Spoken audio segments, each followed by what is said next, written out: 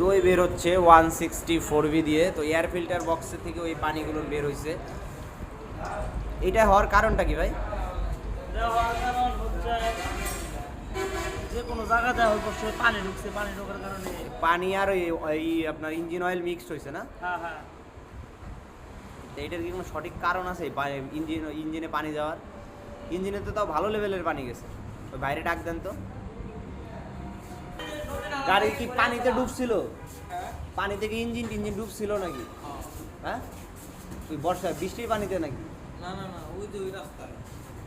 তো মেন হচ্ছে বাইকটা অনেক পানি দিয়ে চালানো হয়েছিল, হয়তো ইঞ্জিনের লেভেল পর্যন্ত ডুবে গেছিলো। যে পানি এয়ার ফিল্টার বক্সেও ছিল, এছাড়া ইঞ্জিন অয়েলের সাথে মিক্সড হয়ে এটা দই হয়ে গেছে।